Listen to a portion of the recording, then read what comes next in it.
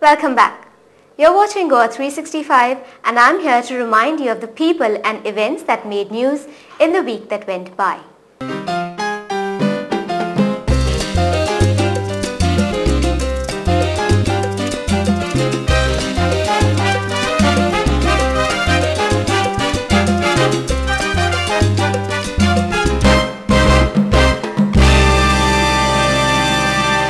The last week saw a lot of action on the SEZ developers side.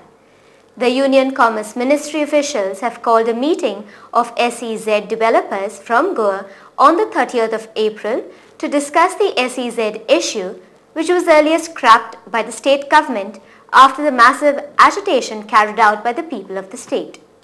The SEZ issue may come up for discussion at the meeting of the empowered group of ministers to be chaired by the External Affairs Minister Pranab Mukherjee, which is possible to be scheduled on the 29th of April. It may be recalled that the Mumbai-based real estate developer, the Rahejas, and the pharmaceuticals major Cipla have filed a writ petition in the Bombay High Court against the decision of the state government for scrapping SEZs in Goa. The other issues which are likely to come up during the discussion of the empowered group of ministers are the development of the SEZs in the country, including the developers' demands to increase the size limit for the multi-product SEZs and for tax incentives on non-processing areas like housing, schools and other non-industrial activities. If at all the demands of the SEZ developers are met, then the large SEZ developers like Reliance Industries Limited, DLF, Adani, Omax and the Singapore-based Ascendus Group stand to benefit from this decision. In the meantime, the Board of Approval for granting approvals to SEZs is likely to meet on the 2nd of May. So far, the government has granted formal approval to 453 SEZs, out of which 207 are under development. Following the footsteps of Rahejas and Cipla, Panchabhumi Infrastructure Private Limited has filed a writ petition challenging the Goa government's decision to withdraw its recommendations on SEZs in the High Court. The firm had purchased land at Joswada Sukuru near Porvoori for setting up an information technology park and has moved the court following a show cause notice issued by the central government. The petitioner has pleaded in their writ petition seeking court interference that no further action should be taken in pursuance of the show cause notice issued by the central government. The decision to issue show cause notice to non-approved SEZ projects was taken by the Board of Approvals of SEZ last month.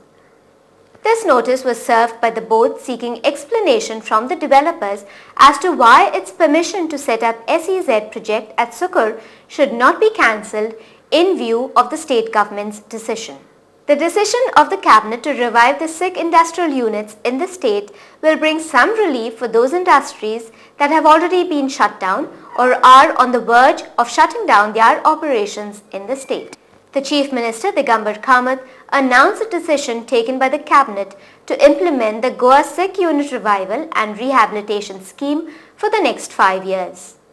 Briefing media persons, Mr. Kamath disclosed the revival package of the scheme.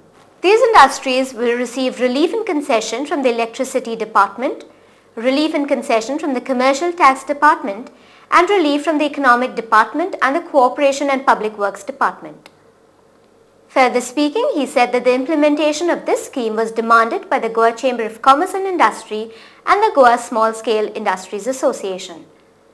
After discussing the concerns raised by the Water Resource Department officials on the construction of the Virdi Dam with the Maharashtra Chief Minister Vilas Rao Deshmukh, Mr. Kamath said that he had assured him to depute a team of officials for joint inspection regarding the location of the Virdi Dam. The division bench of the Bombay High Court, comprising of Justice S.A. Bobde and Justice N.A. Brito, have vacated an interim order to install speed governors in heavy vehicles passed earlier. The court had previously directed that no new vehicles would be registered under the Motor Vehicles Act 1988 unless the vehicles are fitted with a speed governor in the state. Earlier, the public interest litigation filed by the Society for Road Safety and Traffic Management had challenged the notification issued by the government of Goa, making it mandatory for all transport vehicles to be fitted with speed governors. As per the notification, all transport vehicles which are already registered under the Motor Vehicles Act 1988 in the state must be fitted with speed governors within a stipulated period of 12 months from the date of notification. Referring to the news that appeared in the local dailies about the two minor girls who committed suicides last month, the leader of the opposition, Mr. Manohar Parrikar, accused the Ponda Police Inspector Manjunath Desai for not properly investigating the suicide case. Briefing media persons, Mr. Parrikar said that they have already provided evidence to the Chief Secretary, Mr. J.P. Singh, and the Director General of Police, Mr. B.S. Brar, that led them to the circumstances for committing suicide. He also demanded to carry out proper investigations in the above cases. Mr. Parrikar also feared that this kind of attitude by the police would lead to more of such incidents in the state. That's all we have in Goa this week. Before we resume with more news, we'll take a short break.